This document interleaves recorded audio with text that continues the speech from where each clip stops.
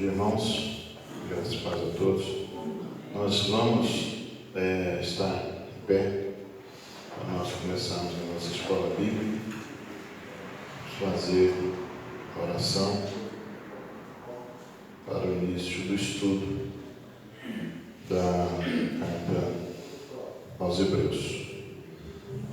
Ó Deus, nosso Pai, clamamos a Ti nessa hora, suplicamos a Tua graça, a Tua bondade, a Tua misericórdia, que o Senhor nesta manhã nos ajude a crescer mais e aprender um pouco mais de Ti, principalmente com relação à Tua palavra. Que o Senhor possa nos ajudar, nos instruir e fazer com que possamos ter uma mente mais aperfeiçoada a respeito da Tua palavra. Assim nós suplicamos a Tua bênção, em nome de Jesus, amém. Podemos sentar? Irmãos, só para a gente fazer um acordo aqui hoje, para a gente não devagar muito no estudo.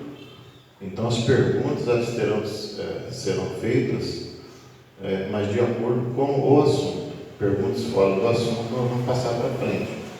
Então vamos ficar acordados assim. Vocês estão livres para fazer as perguntas, mas dentro do assunto. Porque senão a gente perde muito tempo e a gente não consegue avançar. Combinado? Vamos lá então? O que nós vimos da carta aos Hebreus? O que nós já estudamos? Nós já estudamos a parte inicial, que foi a introdução, que foi falado da formação do povo. Essa parte o presbítero já trouxe, que foi a primeira aula. A segunda aula nós falamos de algumas características do livro e falamos também do capítulo 1 e 2 nessas duas aulas anteriores.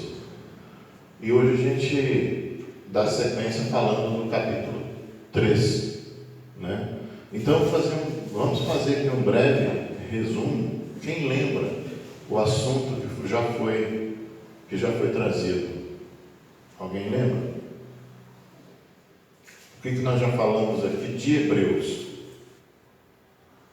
Então, nós já falamos de Hebreus, isso aqui. Nós falamos sobre a autoria do livro de Hebreus, que ela é uma autoria desconhecida e não se tem certeza sobre o autor, embora muitos classificassem essa carta, atribuíram ela a Paulo, porém isso, principalmente a partir da Reforma, essa autoria não foi aceita como sendo de Paulo. Poderia ter sido alguns dos discípulos ou até mesmo um seguidor de Cristo, né? Então foi atribuído também depois a Apolo, a Barnabé, a possibilidade de ser o escritor Lucas, várias outras pessoas podem ter escrito Hebreus, né? Então quando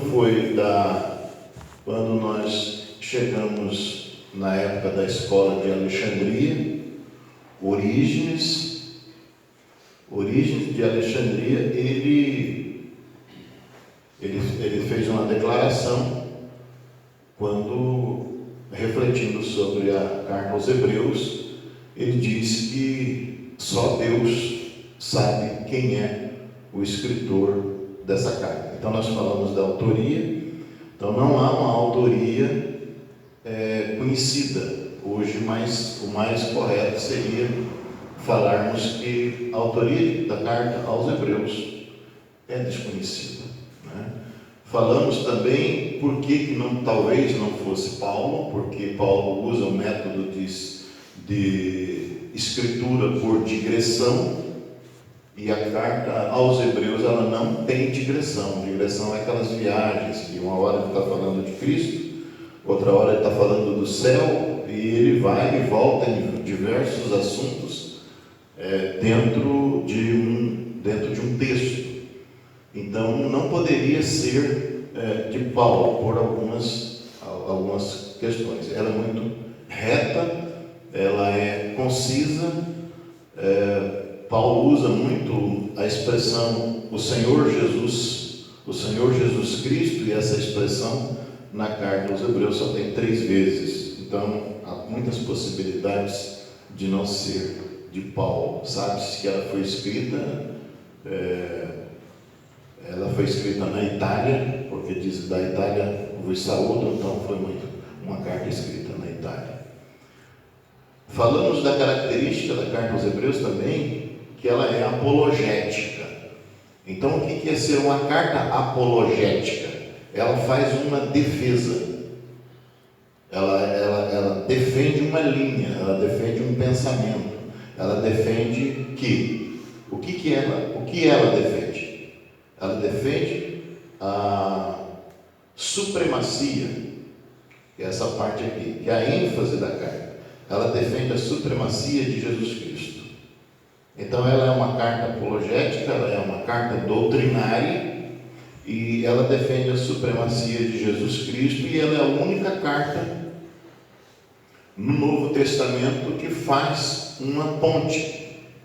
Lembra que nós falamos, se a gente não aprender nada de Hebreus, nós aprendemos que a carta aos Hebreus ela faz uma ponte do Velho Testamento com o Novo Testamento.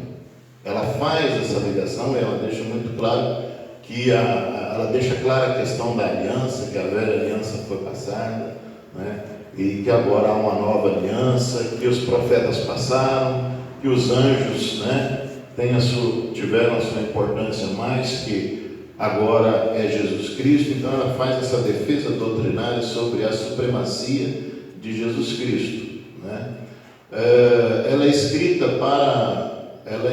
para judeus convertidos.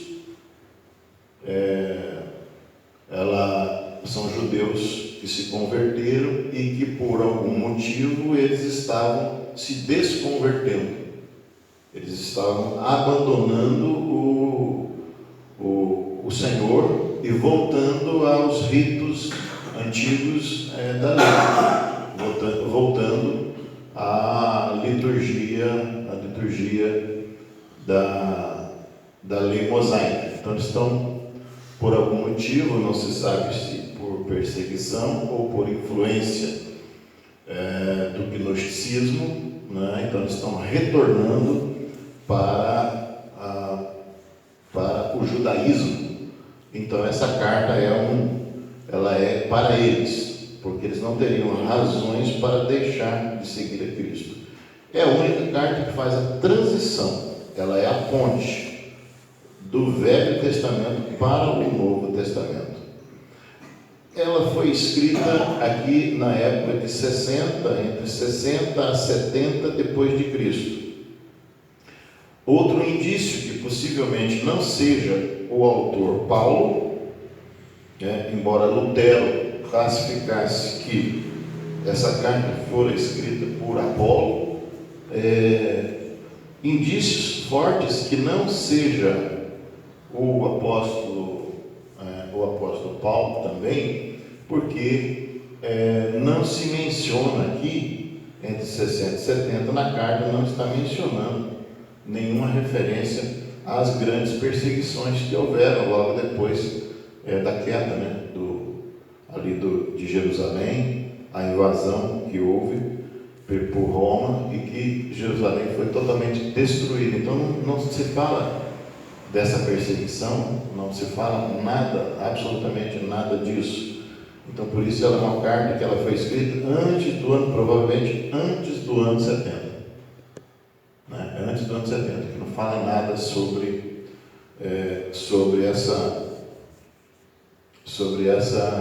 a destruição de Jerusalém. Então isso nós falamos nas últimas 2 aulas, né? Falamos daí com detalhes. Alguma pergunta?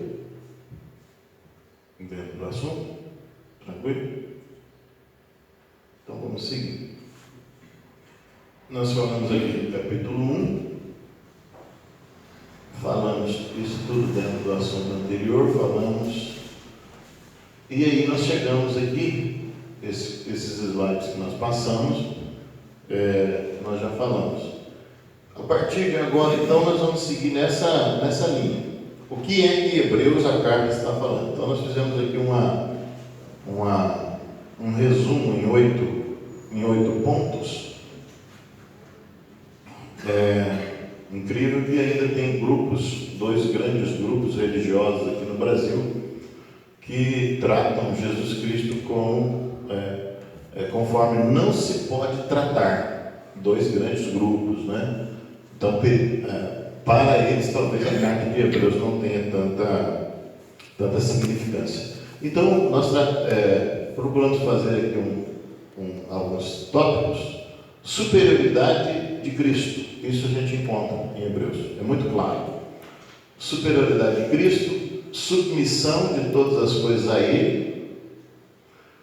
Nós vamos ver a convocação celestial dentro de Hebreus. Nós vamos ver o descanso eterno. Nós vamos ver como que ele trata a imaturidade desse grupo que está se desviando, está voltando ao judaísmo. Nós vamos ver também em Hebreus debates sobre os que provaram o dom celestial, que talvez esse talvez um tema polêmico. Não é o mais importante da carta, mas talvez seja o mais polêmico devido às diversas interpretações, né, que tem aqui sobre esse assunto. O 7, mudança de sacerdócio. E o tópico 8, a aliança antiga cai em desuso. Isso fica muito claro. A aliança do Sinai, ela fica em desuso. Passa-se agora a ter uma nova aliança. Amém, irmãos? Então isso aqui é o que a gente vai ver nesses minutos que Deus nos dá. Alguma pergunta até aqui? Tranquilo? Todo mundo calado? Aí dá medo. Então vamos lá. Capítulo 3. Então vejam só. Agora nós vamos, que nem eu falei para vocês, o tipo de estudo que assim, a gente prefere trazer é verso a verso, para a gente fazer uma análise um pouco mais profunda, né? Também que dê para a gente compreender. Então vamos lá. Aqui também fica mais longe. Sendo assim, essa versão que está aqui é a versão King James. Então quem for acompanhar, quem for ler, tem que olhar por essa versão, senão acaba alguma coisinha às vezes modifica. Sendo assim, santos irmãos, participantes da convocação celestial, considerai com toda atenção o apóstolo e sumo sacerdote que declaramos publicamente, Jesus. Então ele já está dizendo, capítulo 3 ele está dizendo para pessoas que já fizeram uma declaração pública de que, né, o sumo sacerdote é Jesus Cristo, e fala de uma convocação celestial. Isso aqui também é visto, a gente vê em Romanos, tem algumas coisas, elas batem com Hebreus. A gente vê da eleição, né, que também é uma convocação celestial, que a humanidade ela foi eleita para ser salva, né? Então ele faz uma observação sobre que devemos considerar, né, no sumo sacerdote. O que é um sumo sacerdote? É ele que declaramos publicamente Jesus. Ele já está dizendo que eles declararam que Jesus é o sumo sacerdote deles. Por que é feito? Por que é declarado isso? Porque eles tinham o sumo sacerdote, que era o chefe dos sacerdotes, que era o sacerdote maior, que era aquele que fazia a expiação dos pecados pelo povo. Então aqui começa a ponte. Então ele está dizendo assim, olha, nós tivemos um sacerdote, nós tínhamos uma lei, nós tínhamos a Arca da Aliança, nós tínhamos o sacerdote, nós tínhamos primeiro o tabernáculo, depois o templo. Ele entrava uma vez por ano e espargia o sangue pela culpa, pelo pecado do povo. Uma vez por ano ele fazia isso. E ele entrava sozinho lá no Santo dos Santos para fazer esse sacrifício. Isso dentro da lei. Ele era o sumo sacerdote. Agora ele diz o seguinte: há um outro sumo sacerdote que é Jesus Cristo. Nós declaramos isso publicamente. Então, havendo agora um sumo sacerdote, aquele outro sacerdote que fazia isso no outro tempo, ele não mais existe. Então, aqui já está a ponte que ele está fazendo. Trocou de sumo sacerdote. Ele foi fiel àquele que o constituiu, assim como também foi Moisés em toda a casa de Deus. Jesus foi considerado digno de maior glória do que Moisés. Aqui ele já começa a estabelecer uma hierarquia de importância. Maior que Moisés, pelo mesmo princípio que o construtor de uma casa possui mais honra do que a própria casa, porquanto toda a casa é constituída por alguém. No entanto, Deus é supremo construtor de tudo.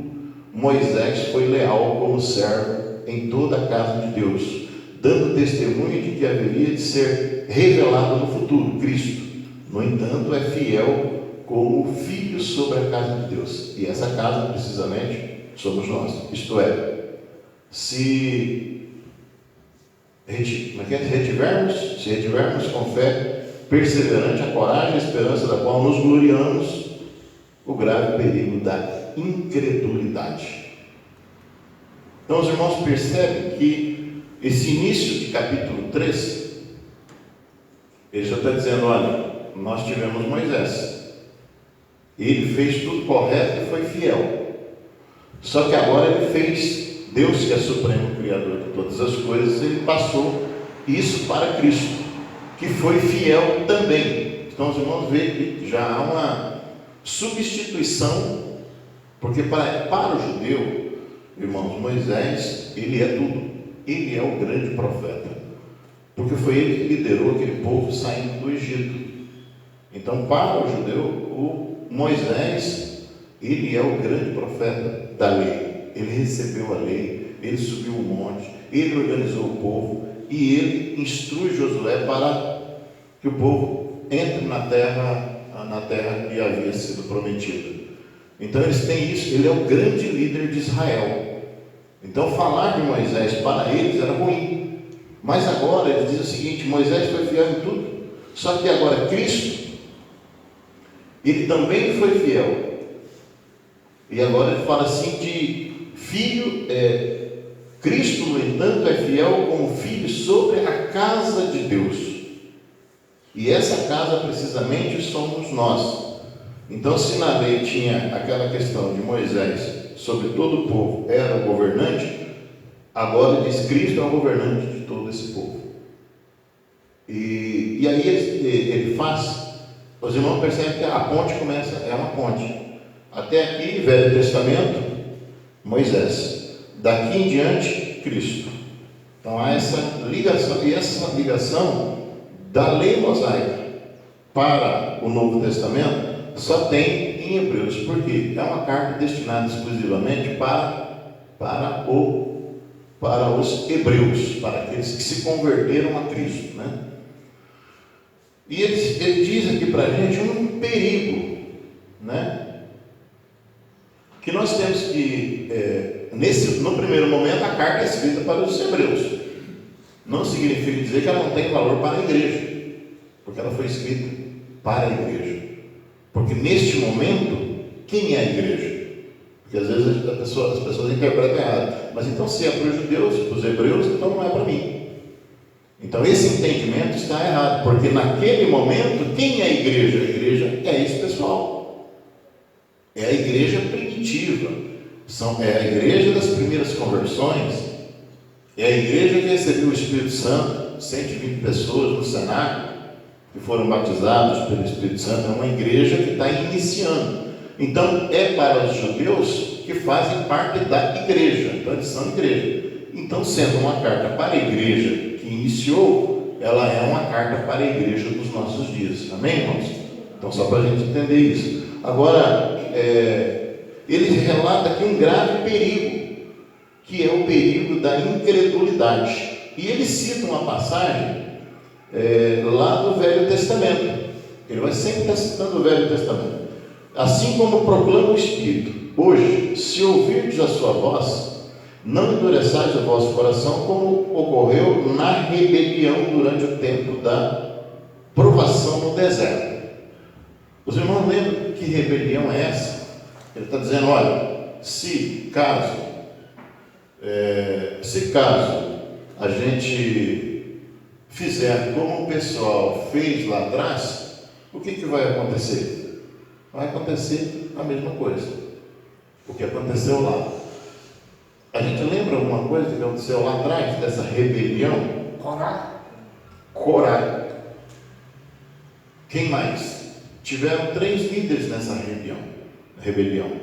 Corá, ou Coré, Datã e Abirão. Qual era o problema? Qual que era o problema? Eles queriam subir a liderança. Não aceitavam Moisés como líder? Só isso? Reclamaram de tudo. Reclamaram do deserto. É isso, Fernando? O que mais? Eles queriam voltar para o Egito. Queriam retorno para o Egito. Então o escritor de Hebreus ele remonta uma ideia antiga lá do deserto. Olha, nós temos um problema aí com vocês, judeus convertidos ou hebreus convertidos. E nós já foi explicado na primeira aula a diferença entre hebreu e judeu, esses termos que são usados. Ele diz o seguinte: olha, pode acontecer um problema, e era o que estava acontecendo lá, que era o perigo da incredulidade. O que é que faz com que a pessoa se torne incrédulo, né? Ele diz assim: aconteceu isso aqui, se hoje ouvirdes a minha doce voz, ou a minha voz, não endureçais o vosso coração, como aconteceu na rebelião. Nessa rebelião no deserto, no tempo do deserto, houve um endurecimento do coração do povo, e isto levou eles a ficarem 40 anos peregrinando, por causa da dureza, da incredulidade. Estes incrédulos simplesmente não entraram no descanso, ou na terra prometida. Vocês lembram que morreram todos? Segundo alguns dados, 600 mil homens, homens formados, saíram do Egito. Entre homens formados, prontos para a guerra, mulheres, idosos, crianças, deu mais de 1 milhão de pessoas que saíram do Egito. Morreram todos. É sério, né? É ou não é sério? Quantos que sobraram dos que saíram do Egito? 2 pessoas. 2 pessoas do Egito saíram andando do Egito, entraram lá na terra. Quem são? Josué e Caleb. Então, entre 40 anos, por que os 40 anos de provação? Os 40 anos de morte. O deserto é uma experiência de morte, porque endureceram o coração rapidamente e eles morreram no deserto. Qual a alegoria para nós? Qual a aplicação para nós? Que a incredulidade tira o homem do céu, que não é mais agora o descanso para a igreja, não é mais o deserto, e aqui está claro isso, mas nos capítulos adiante a gente vai ver isso, que o nosso descanso é estar ao lado do Pai, na eternidade. A incredulidade. Há uma revolta que teve liderança, Datã, Corá, ou Coré e Abirão, que lideraram, fazendo com que o povo sentisse saudade do Egito, o tempo da prisão. Então o que acontece? Esse pessoal aqui eram judeus que haviam se convertido ao Senhor, a Jesus, e que por algum motivo eles estavam com saudade de voltar ao judaísmo. Por isso ele traz o alerta. Olha, vocês lembram o que aconteceu lá? Só 2 entraram. Ele não cita aqui, mas ao longo, no contexto geral da Bíblia, a gente sabe que só 2 pessoas entraram. Foram o que o Donato falou, Josué e Caleb. E esses outros que entraram são todos filhos do deserto, todas crianças que nasceram no deserto. A geração que entra na Terra Prometida é uma geração nova, tecnicamente nova, pessoas entre 20 e 30 anos, todos frutos do deserto. Eles andaram 40 anos peregrinando, e só foi 40 anos, segundo alguns estudiosos, só foi 40 anos por causa da incredulidade, porque era uma travessia que era para ser feita a pé em 3 anos, tranquilamente, segundo alguns estudiosos, levou 40, ou seja, morreu toda a geração. Coré, Datã, Abirão, então eles são os líderes da rebelião e trazem a saudade das coisas antigas. Isso pode ser alguma coisa que se aplique à igreja cristã, à igreja atual, à igreja de Cristo, claro, pode. Às vezes, muitas pessoas que a gente sabe, e a gente vê a degradação, a pessoa começa a sentir, se tornar incrédulo e sentir saudade do tempo do Egito, ou seja, do tempo que éramos escravos. E aí isso pode trazer um prejuízo. Então isso é a aplicação na igreja atual. Qual é a aplicação disso aqui na igreja atual? É que muitos que andaram com Cristo, tais como os hebreus, que já tinham feito uma confissão, declaramos publicamente que Jesus Cristo é o Senhor, é o sumo sacerdote. Mas essa incredulidade acaba vindo, por quê? Porque começa a sentir saudade das coisas que fazia anteriormente, quando era escravo no Egito espiritual. E aí eles começam também a correr esse risco. E aí a incredulidade desses hebreus está sendo motivada por algumas coisas. A gente vai ver daqui a pouco. Onde vossos pais me tentaram, pondo-me à prova, está dizendo, nessa rebelião eu fui tentado. Pondo-me à prova, ainda que durante 40 anos tenho contemplado as minhas obras. Ou seja, foram 40 anos de sofrimento, de lamúria, de lástima? Não.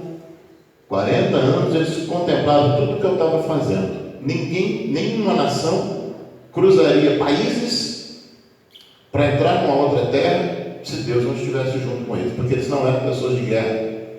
Estes homens aqui, pessoas e crianças, idosos, pessoas frágeis, que sempre trabalharam, foram escravos no Egito, trabalhando braçalmente, não tinham experiência de guerra. Então qualquer um que saísse contra eles, mataria. Inclusive existe o episódio de Amaleque, como os idosos, eles caminhavam numa marcha menor. Imagina os irmãos, 1 milhão de pessoas caminhando a pé. É muita gente, então eles paravam de tempo em tempo, com as suas tendas, e num desse momento os idosos acabaram fazendo tenda mais para trás um pouco dos que estavam mais à frente. O passo não é o mesmo, é 1 milhão de pessoas. E Amaleque, o líder dos amalequitas, ele vai e ele mata uma grande parte dos idosos. Muita gente foi morta por Amaleque. Agora você vai entender aquele episódio que o Senhor fala lá na frente, na época dos reis. Você vai entender aquele episódio que envolve os amalequitas, quando o Senhor chama Saul e diz: você vai lá contra eles e você vai fazer isso, vai matar todo mundo, não vai trazer ninguém. Era uma vingança de Deus. A Bíblia já diz: a vingança pertence a ninguém. Ele estava exercendo uma vingança de anos que já tinha passado. E Deus age assim. pessoa pode fazer coisa errada. Aplicação hoje, né? A pessoa pode fazer coisa errada. Um dia a conta chega. Principalmente quem conhece o Senhor. É o caso deles. Amaleque fez. A conta veio depois. Saul vai lá e mata todo mundo. O Saul foi lá e fez o quê? Trouxe o rei. O rei e o gado. Por que o Saul fez isso? Ele explica para Samuel: eu tive dó. O gado era tão bom. Sabe, quando às vezes tem coisa que a gente fica com dó também, né? Mas é Deus trabalhando, né? E ali Saul não sabia, talvez não tivesse essa recordação que agora Deus estava vingando o que os amalequitas tinham feito lá no deserto, lá atrás. O tempo já tinha passado. Aquelas pessoas, quem conhecia o fato, talvez não tivesse morto. Talvez não, com certeza estavam mortos. Se tinha alguém lá que lembrava, eram as crianças, que estas entraram, que nasceram no deserto. Só que Deus não esqueceu. E manda Saul executar o juiz. Ele volta com aquela cara dele, cara lavada, e diz para Samuel: não, mas o gado era bom, vamos fazer sacrifício com o gado. E trouxemos o rei também, acho que é o rei Agag, porque numa guerra a gente pode negociar, a gente está com prisioneiro, né? Os exércitos têm esse negócio de preservar os prisioneiros, né? Traz os prisioneiros e depois, se alguém acabar prendendo um dos nossos, a gente faz uma troca, né? De prisioneiro. Então ele trouxe o rei Agag e preso, era para estar morto. E ali o reinado de Saul começa a degringolar e Deus fica muito, muito entristecido com Saul e vai acabar na queda de Saul. A vingança ali não era a vingança de Israel, era a vingança de Deus. Deus está exercendo o seu juízo. Muito bem. Aí viram as minhas obras, claro que viram. Viram o maná. As obras mais importantes no deserto era o que é importante para a sobrevivência do ser humano? O que é importante? Comida, Água. bebida, comer, beber, dormir, proteção. É o que você precisa hoje, você precisa sobreviver hoje. Comida, bebida, um lugar de proteção, uma moradia, né? O que eles tinham lá?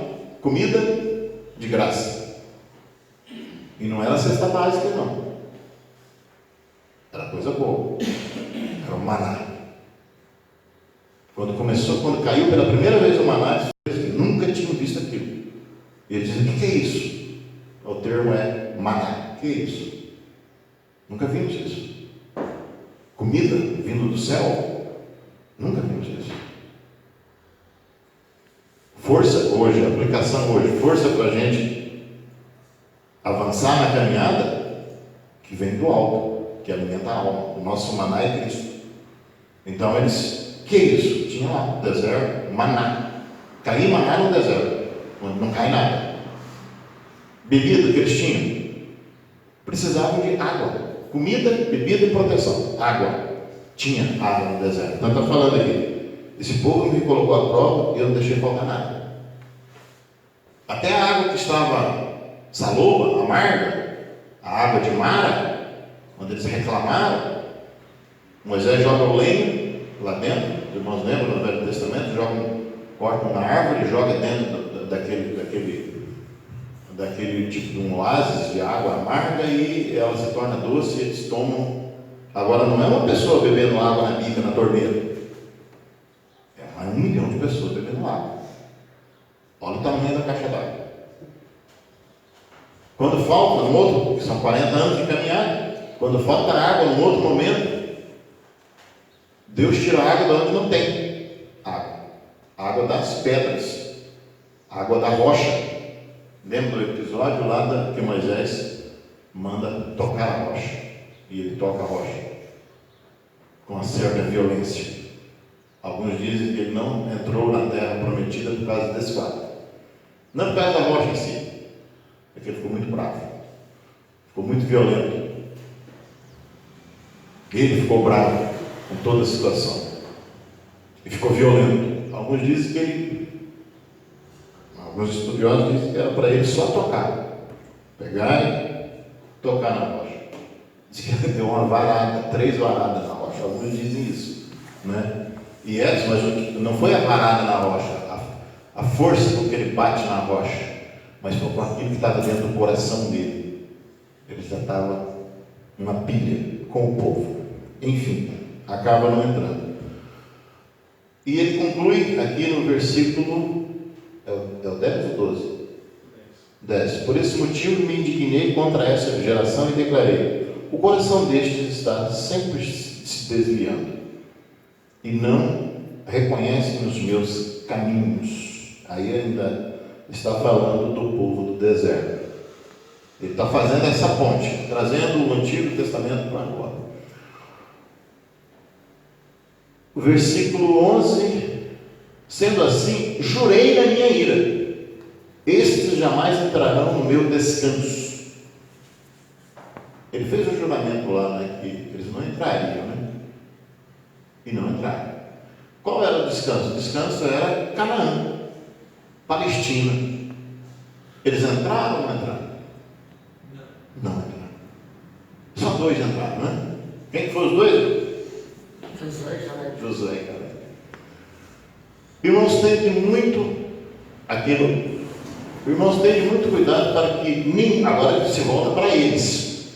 Ele faz uma reflexão sobre o que aconteceu no passado e agora ele diz assim: olha, o que aconteceu lá pode acontecer aqui. Tenham muito cuidado para que nenhum de vós mantenha um coração perverso e incrédulo, que se afaste do Deus vivo. Pelo contrário, exortai-vos mutuamente todos os dias, durante o tempo que se chama hoje, de maneira que nenhum de vós seja embrutecido pelo engano do pecado. Agora é alerta. Olha, o que aconteceu lá, vocês impeçam isso. Como é que vocês vão impedir isso? Esse embrutecimento. Exortai-vos. Exortai-vos mutuamente. Porque a gente tem que entender o seguinte: então a igreja primitiva tem Bíblia? Não. Esse é o milagre também de uma igreja de Cristo, que ela não tem Bíblia. O que ela tem?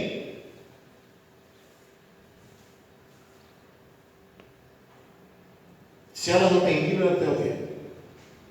Testemunho, sinais, transformação. Todo lugar tinha alguém contando: eu vi Jesus Cristo. Paulo, quando ele vai, relata que ele não tem nada escrito. Hoje a igreja não tem motivo, né? A igreja do Senhor, ela não tem motivo, porque ela tem tudo na mão. Você abre o celular, está lá, né? A Bíblia inteira está no celular, não tem motivo para uma exortação. Exortamos mutuamente. Ou seja, aquele que vê que o outro está sendo embrutecido, está sendo enganado, chega e fala para ele: você está enganado. O que está acontecendo com você está errado. Você precisa mudar. Não é assim. Porque senão vai acontecer a mesma coisa que aconteceu lá. Então ele está fazendo esse paralelo, né? Exortados mutuamente, embrutecido pelo engano do pecado. O pecado engana.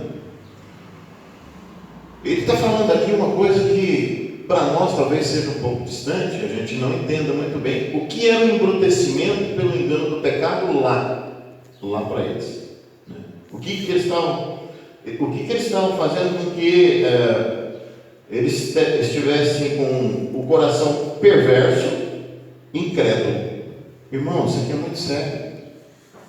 Ele está falando para a gente da igreja, não é para a gente fora da igreja. Isso que é sério. É isso que às vezes o pessoal, o cristão, não leva a sério isso. Ele está falando para a igreja. Pode um cristão ter um coração perverso e incrédulo? Sim ou não? Pode.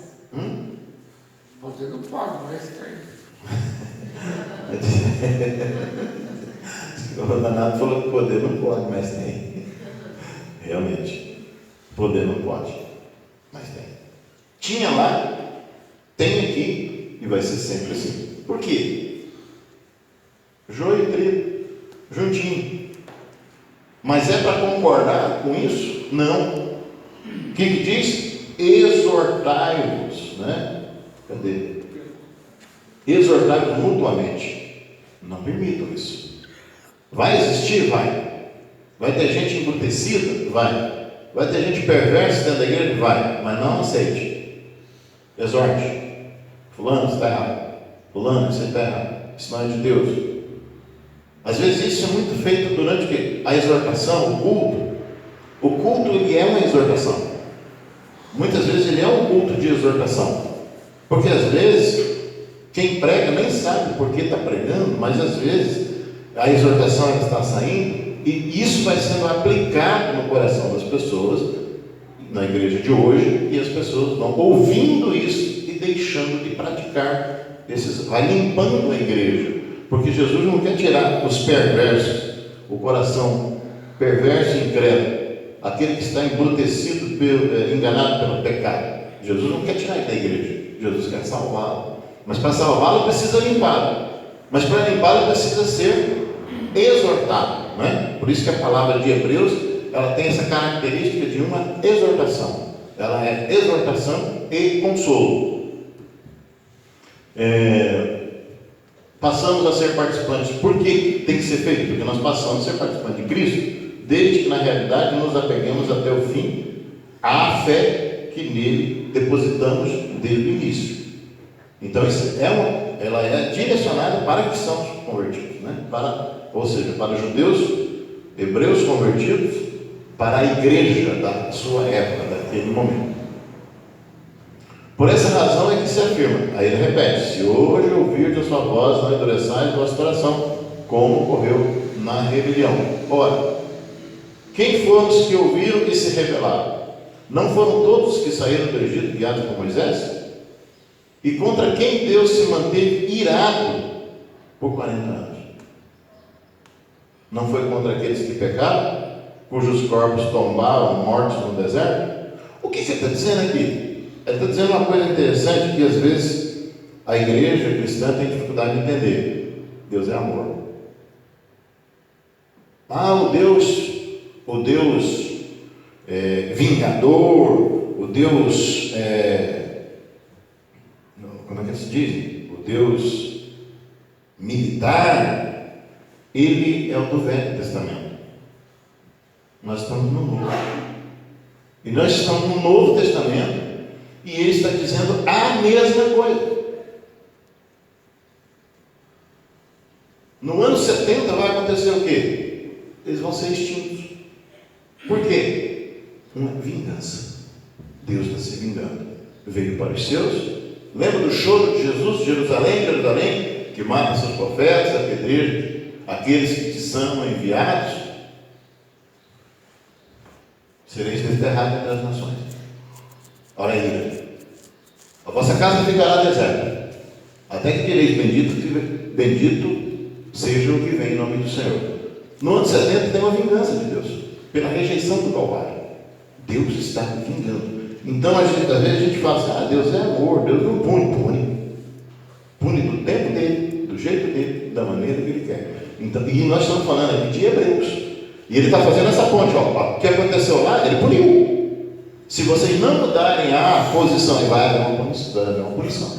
Ou seja, se vocês aí que são hebreus, que se converteram a Cristo, que deixaram de ser um coração perverso e embrutecido pelo engano do pecado, que foram participantes de Cristo, assim como aquele povo lá do Egito foi participante, eles não entraram, eles morreram, veio punição, e aí aqui não foi contra aqueles que pecaram, cujos corpos tombaram mortos no deserto, a quem jurou que jamais haveriam de ingressar no seu repouso? Ora, não foram aqueles que se mantiveram desobedientes?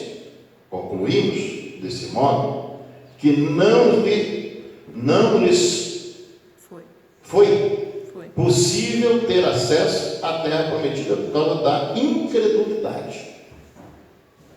É sério, né? Ou seja, endureceu o coração, se rebelou contra Deus, não entraram no repouso. Ele está dizendo assim: vai acontecer a mesma coisa. Para a igreja. Agora ele está dizendo para a igreja. Ele está usando um exemplo, né? Porque o Velho Testamento é sombra de coisas futuras, em tudo. Então ele está dizendo, ó, a mesma coisa que aconteceu lá, vai acontecer aqui. Vocês estão se desviando, vocês estão deixando confessar Jesus publicamente e tal, estão mudando, pois bem, vai acontecer a mesma coisa. Só que agora vocês não vão entrar na terra, não é na terra prometida, não é na Canaã, lá onde é que isso foi feito, fizeram as divisões, né, dos lotes de terra, agora é no descanso eterno. Ele vai dizer isso com maior clareza: não entrarão no meu descanso eterno, que é um dos tópicos. Portanto, ainda que nos tenha sido outorgada a promessa de ingressar no descanso de Deus, tememos que algum de vós pareça ter falhado. Então, ele ficou sabendo que esse pessoal de lá, ele parecia que alguns já tinham recuado, né? Pois as boas novas foram pregadas também a nós, tanto quanto a eles. Entretanto, a mensagem que eles ouviram de nada lhes valeu, pois não foi acompanhada de fé por aqueles que a ouviram. Ou seja, então, a mensagem foi pregada para esses hebreus, mas não teve efeito.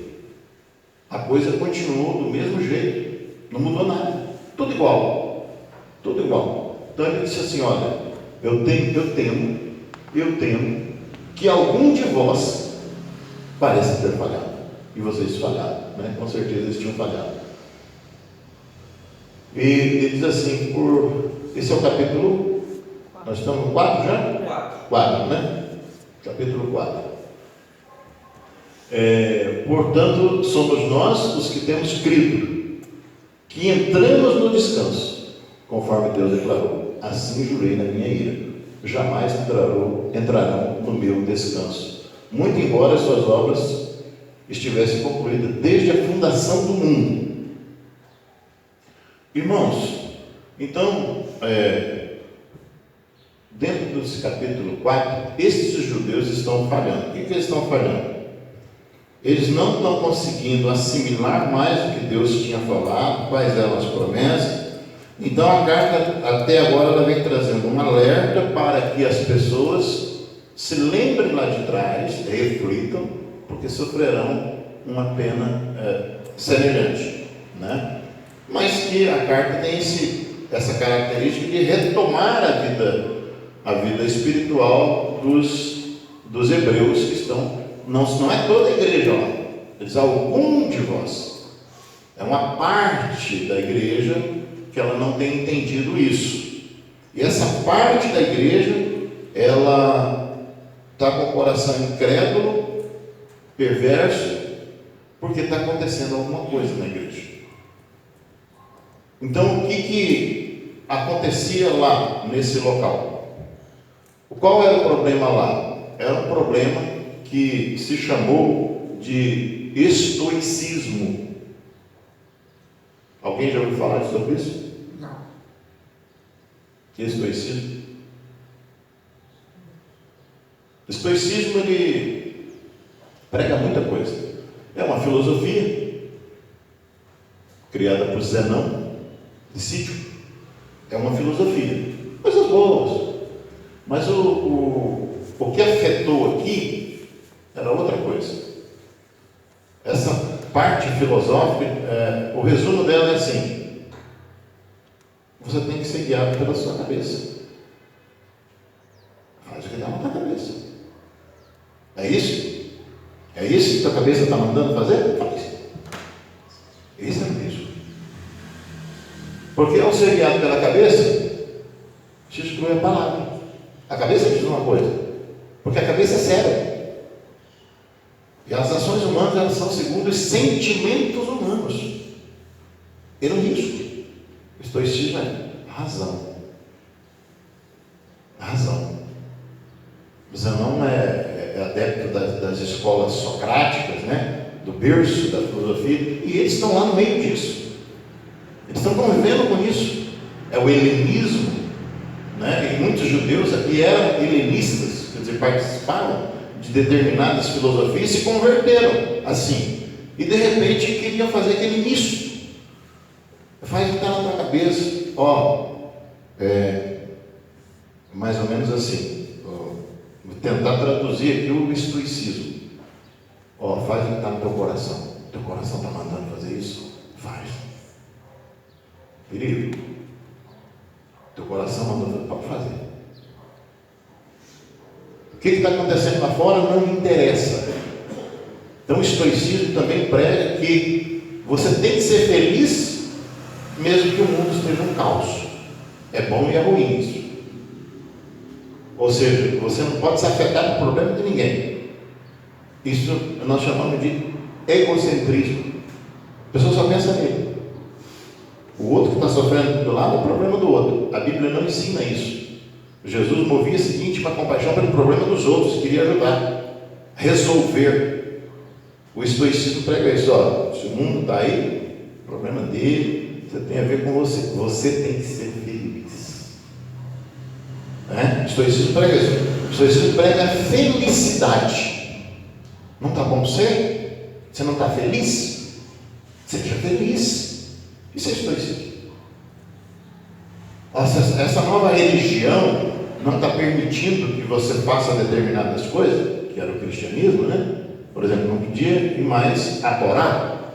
Agora não precisa mais fazer sacrifício. Você tem um Cristo que está debaixo da graça. Então é isso que acontecia com eles. Não, você está infeliz com isso? Você está acostumado a fazer sacrifício? Não, seja feliz. E essa ideologia, essa filosofia começou a entrar nesse ambiente da igreja de pessoas que se converteram a Cristo. Então, pregando a felicidade, sem se importar com o que virá. Para eles, não tem um depois. No estoicismo não há um depois. Há hoje. Você tem que ser feliz hoje. O que importa é hoje. Tem coisas boas no estoicismo, como modelo de vida, mas não vida terrena, porque ele não se preocupa com a vida eterna, o outro lado. Ele não tem essa preocupação. Esse estoicismo, depois dentro da igreja, ele vai se convertendo, ele vai ganhar uma outra cara. Ele vai ganhar uma cara de gnosticismo. Gnosticismo. Vocês já ouviram falar muito isso quando a gente estuda a história da igreja. Isso virou em gnosticismo. E a gente vê isso em Hebreus. O gnosticismo, ele, da época, hoje há o gnosticismo com outra cara no meio da igreja atual. Mas naquela época, ele pregava evolução. Lembra que ele falava que o ser humano ele vai crescendo? Ele vai acessando níveis. Lembra? O gnosticismo ensinava que os anjos, por isso que no começo fala muito dos anjos, os anjos são emanações. Tem Deus, é o ser supremo, e ao redor de Deus tem emanações chamadas de anjos. Pregava-se a crescimento de níveis, chamado eons. Então, para eles, para esses hebreus e helenistas, Cristo era um eon, ou seja, não era o Senhor. Então, por isso que no começo do livro fala muito, ele é maior que os anjos. Ele não é um eon, ele é superior aos eons. Ele é Deus, ele é Senhor, ele é Rei, é Ele que nos coloca no descanso eterno. Então, o gnosticismo, com essa filosofia vinda do estoicismo, vai trazendo ideias novas para dentro da igreja, e a igreja começa a sofrer com isso. Ser feliz é bom ou não é bom? É bom ser feliz. Mas ser feliz do lado de pessoas sofrendo e dizer que aquela felicidade do estoicismo vem uma palavra chamada resiliência, que é até estudada em teologia. Você precisa ser resiliente, você precisa ser forte. A resiliência é absorver rápido o impacto da vida para a felicidade continuar. E a gente sabe que não é sempre assim, né? A gente sabe que tem pessoas que são resilientes diante de uma notícia ruim, de uma coisa grave, elas agem rápido, superam rápido. Tem outras que naufragam e ficam. Leva anos, às vezes, para absorver alguns impactos que a vida coloca. Tem outros que nunca vão absorver. Não são resilientes. Então a filosofia Pode ser que ela não se aplique a todas as pessoas. Então ela já é um erro. Agora a palavra de Deus, ela se aplica a todas as pessoas. Muito bem. Alguma pergunta? Domingo passado vocês perguntaram tanto. Hoje não, né? Hein? Ah, porque está sendo gravado? Ah, tá certo. Hein? Diz que estão mais quietos hoje porque está sendo gravado. Ninguém quer aparecer na vida, né? Solta nada. Tá bom. Vamos seguir então. É que agora as próximas serão gravadas, né? Para compartilhar um conteúdo com outros irmãos. Vamos fechar então. Quem pode ler aqui o versículo, esse versículo aqui? Vamos lá? Alguém pode ler? Pode ler daí. Qual versículo? Qual número? Esse aqui, ó.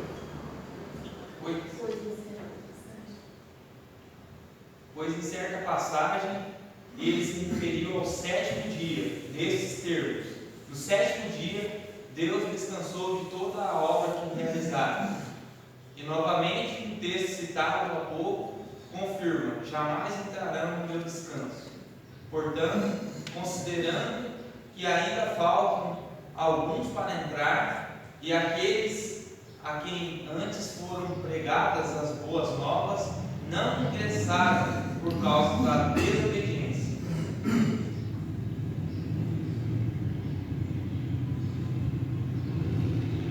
Amém? O que significa isso aqui? Ele faz uma invocação no sétimo dia.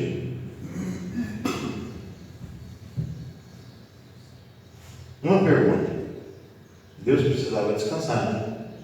No sétimo dia, né? Afinal de contas, ele já tinha trabalhado 6. Então a gente, né? Ele precisava descansar e nomeia um dia para descanso. Correto? Deus descansou porque ele terminou a obra dele. Hã? Porque ele terminou a obra dele. Criação. Toda vez que... Mas ele disse que é dia de descanso, né? Aqui, ó. Deus se referiu ao sétimo dia, nesse texto. No sétimo dia, Deus descansou de toda a obra que realizara. Ele descansou porque acabou ou descansou porque estava cansado? Só descansa quem cansa. Ou acabou? Então, se ele acabou, não precisava descansar. Na verdade, é preciso ter entendimento disso aqui. Precisa ter entendimento. Deus cria um sétimo dia para o homem descansar. Porque ele não se cansa. Ele nunca se cansa. Deus é espírito. Deus não tem canseira nenhuma. E ele acaba a sua obra. E ele diz sobre esse sétimo dia, que é o dia eterno, ele faz uma comparação novamente, porque era o dia de descanso do judeu, que estava na lei. Nós estamos falando que Hebreus, ela é uma ponte. Isso fica claro. Há grupos religiosos que precisavam entender isso. Isso fica claro. Hebreus é o quê? Uma ponte. Está sendo feita uma ponte. Ele diz assim: olha, Deus se referiu ao sétimo dia, assim, está puxando o texto lá da Gênesis. No sétimo dia, Deus descansou de toda a obra que fizer. E novamente, ele disse: olha, não vou entrar no meu descanso, para aquele povo lá. Como o Hebreus é uma ponte, e ele vai falar agora do sétimo dia, ele diz, vai dizer agora logo à frente, assim como houve um descanso no sétimo dia, porque era o dia que o povo estava descansando, aquela igreja está sendo chamada também para descansar no sétimo dia, que é o dia do descanso eterno. Então, nessa nova configuração, ele está dizendo, assim como eles tinham lá, Deus estabeleceu um dia para descanso lá, aqui nesse novo momento vai ter um dia para descanso eterno. Ou seja, o mesmo dia de lá não é o mesmo dia de cá. Será que é isso? Vamos ver. Ele se referiu ao sétimo dia e novamente falou, né? Jamais entrarão no meu descanso. Portanto, considerando que ainda faltam alguns para entrar, pois aqueles a quem antes foram pregadas as boas novas não ingressaram por causa da desobediência, isso o povo lá, determina Deus uma nova oportunidade que se chama hoje. Ou seja, se aqueles lá não entraram, não é motivo para vocês, hebreus, que estão recebendo essa carta, deixar de entrar. Vai ser dada uma oportunidade, e a oportunidade é quando? Agora. Então vamos lá. Hoje, ao declarar muito tempo depois, por intermédio de Davi, conforme o que já fora proclamado antes: hoje, se ouvir a sua voz, não endureçais o vosso coração. Os irmãos entenderam essa relação que eles fazem? Lá eles endureceram, não entraram, só 2 entraram. Agora, não precisa fazer isso. Ok? Então ele diz assim: porque se Josué tivesse oferecido descanso, Deus não teria feito a declaração posterior a respeito de outro dia. Sendo assim, ainda resta um descanso sabático para o povo de Deus, pois toda pessoa que entra no repouso de Deus também descansa de suas obras, como Deus descansou das suas. Entendeu, irmão? Diante disso, esforcemos por entrar naquele descanso, para que ninguém caia no mesmo exemplo de desobediência. Ou seja, quem entra em Cristo está em descanso eterno, está no sétimo dia eterno. Simples, né? Dá para entender isso? Amém? Portanto, a palavra de Deus é viva e eficaz, mais cortante que qualquer espada de 2 gumes, capaz de penetrar até o ponto de virar um espírito, juntas e medulas. É sensível para perceber os pensamentos e intenções do coração. E não há criatura alguma incógnita aos olhos de Deus. Absolutamente tudo está descoberto e às claras diante daquele a quem devemos prestar contas. Jesus é o grande sumo sacerdote. Concluindo, tendo em vista que temos um grande sumo sacerdote que foi capaz de adentrar aos céus, Jesus, o Filho de Deus, mantenhamos com firmeza a nossa declaração pública de fé, pois não temos um sumo sacerdote que não seja capaz de compadecer de nossas fraquezas, mas temos um sacerdote supremo que é a nossa semelhança, foi tentado de todas as formas, porém sem pecado algum. Portanto, acheguemos com toda confiança ao trono da graça, para que recebamos misericórdia e encontremos o poder que nos socorre no momento da necessidade. Amém? Então, capítulo 4, vamos fechar dessa maneira, dizendo: então ele disse, olha, o pessoal teve lá um dia de descanso, e eles, como Deus descansou de toda a sua obra, deu um dia de descanso para eles também, para eles descansarem. Mas o nosso descanso, nós não estamos mais nessa aliança do descanso sabático, mas nós estamos numa aliança do descanso eterno. Em Cristo nós temos o descanso eterno. Cristo é o descanso eterno. Amém? Vamos encerrar então a nossa aula dessa manhã no capítulo 4 e a próxima aula, capítulo 5. Vamos estar de pé? Graças te damos, Senhor Deus, recebe no teu trono de glória os atos dessa escola bíblica, para a honra e glória do teu nome, colocamos no teu altar, em nome de Jesus. Amém. Deixe sentar. Deus abençoe, irmãos. Pode ser, até a noite.